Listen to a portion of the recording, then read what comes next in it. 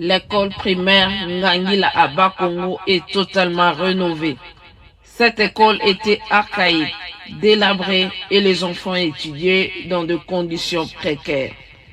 La construction archaïque qui était depuis l'État indépendant du Congo a été démolie et une nouvelle école moderne dans les normes standards internationaux a été construite.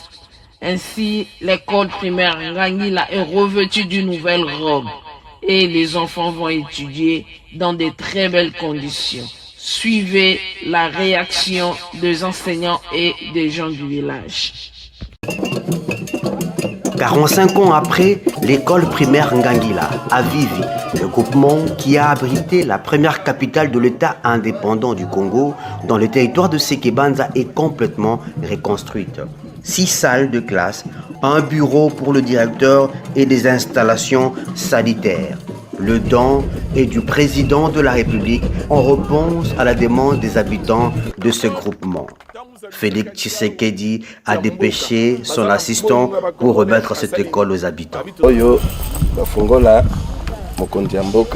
Voici les clés des portes des salles de classe que le chef de l'État a données à ses enfants.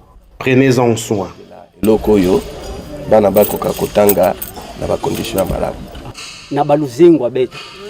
C'est une première dans notre groupement de vivre une telle dotation depuis notre naissance. Nous remercions infiniment le président de la République. Vraiment, je remercie Papa Président Félix Antoine Tshisekedi Tshilombo. Samuna kisalu ya mbote animé la beto na école ya Ngangila. Depuis que je suis directeur, beaucoup de directeur, il y a 15e année en tant que directeur. Pour se mettre à l'école, je suis mbote. Ngangila fait fête au chef de l'État. Il est marqué par son altruisme.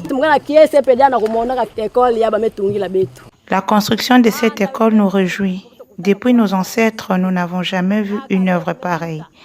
Nous sommes rassurés qu'avec le président Félix Tshisekedi, nous verrons notre contrée se développer.